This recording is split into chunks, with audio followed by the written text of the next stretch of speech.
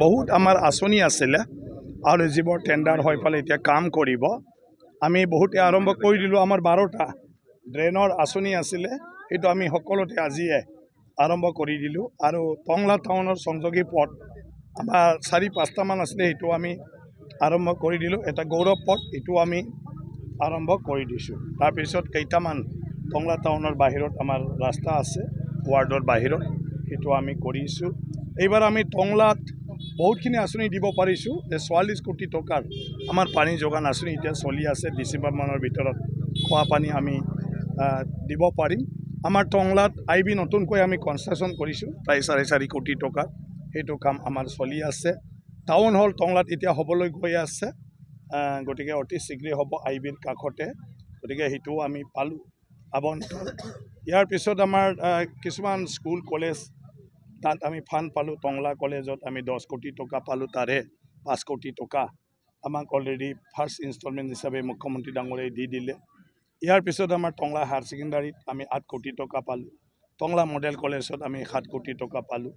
বাকী মোৰ ফাণ্ড বা আনটাইড ফাণ্ড বা CMৰ পৰা আমি ফালে ক'ৰবাত 9 লাখ টকা, ক'ৰবাত 8 লাখ টকা, ক'ৰবাত 20 লাখ টকা, তেনেকুৱা ধৰণৰ আমি দি আছোঁ। সাহিত্য ভৱন আমাৰ 25 লাখ টকা, এইটোলৈও আমাৰ হ'বলৈ গৈ আছে।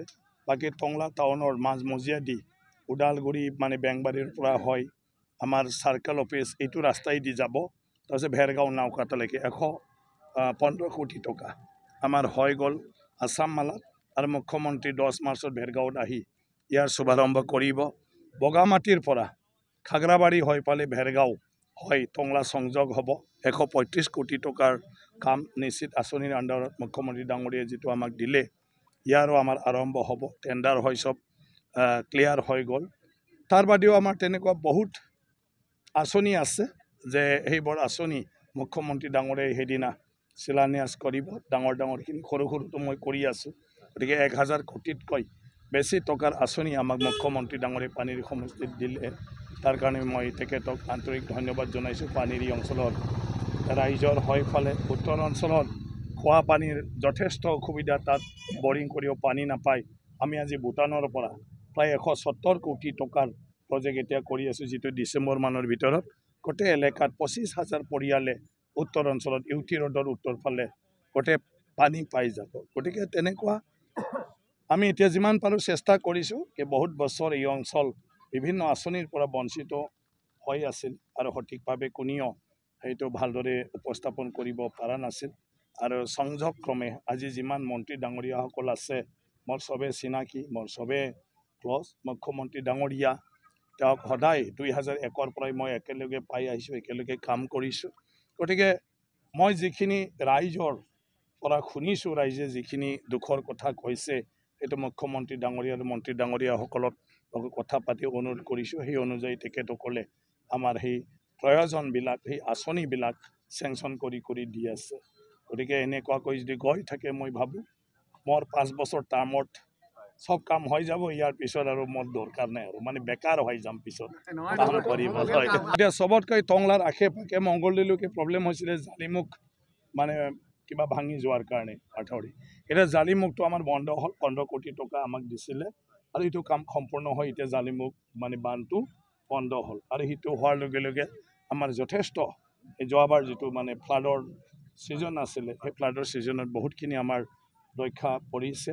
তাৰ বাদেও আমাৰ মানে কিছুমান আমি ডাঙৰ প্ৰজেক্ট দিছোঁ, আৰু মানে মুখ্যমন্ত্ৰী ডাঙৰীয়া অলৰেডি নিৰ্দেশ দিছে, আৰু পীযুষ হাজৰিকা ডাঙৰীয়া নিজে টেকআপ কৰি আছে। গতিকে সেইবোৰো পৰ্যায়ক্ৰমে হ'ব। বানপানীৰ আগত যিমান আমাৰ কিছুমান তেনেকুৱা ধৰণৰ, এইখিনি আমি যিমান পাৰোঁ টেম্পৰাৰী ৱাৰ্ক কৰাৰ কাৰণে চেষ্টা কৰিম। এতিয়া এই সমষ্টি আজি যাৰ কৃপাত ইমান আমি উন্নতি হৈছোঁ, মুখ্যমন্ত্ৰী হিমন্ত বিশ্ব শৰ্মা ডাঙৰীয়াক আৰু শক্তিশালী কৰিব লাগে। তেখেতৰ ওপৰত মোদী ডাঙৰীয়া আছে। গতিকে মোৰ সমষ্টি মই বিচাৰোঁ মানে পুনৰবাৰ মোদী চৰকাৰ হ'ব লাগে, আৰু মুখ্যমন্ত্ৰী ডাঙৰীয়া মোদী ডাঙৰীয়া মিলি ফালে যাহাতে আমাৰ পানীত আজি 1000 দিছে, আৰু যেন 5000 কোটি টকাৰ আঁচনি আৰু আমাক দিব পাৰে। গতিকে সকলো ৰাইজে আমি উন্নয়নৰ হকেহে ভোট দিব লাগে।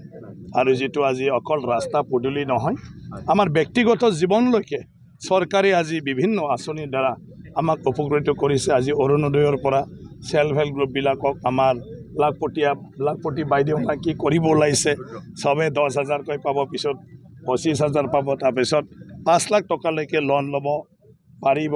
আমাৰ গোটেই যিমান মানে দুখীয়া মানুহ আছিলে, দুখীয়া বুলি নহয় মিডল ক্লাছলৈকে, যাৰ 5 লাখ টকাৰ অকণমান মানে কম, 5 লাখ টকালৈকে ইনকাম আছে, ৰেচন কাৰ্ড দিলে, যিহেতু ৰেচন কাৰ্ড হোল্ডাৰে আজিৰ দিনটোত সকলো BPLৰ আঁচনিটো পাবলৈ সক্ষম হ'ল। আয়ুষ্মান কাৰ্ড সেইবোৰ আমাক বহুত সহায় কৰিছে। কেতিয়াবা এক্সিডেণ্ট, কেতিয়াবা ডাঙৰ বেমাৰ যাৰ হৈছে তেওঁলোকে সেইবিলাক বুজি পাইছে।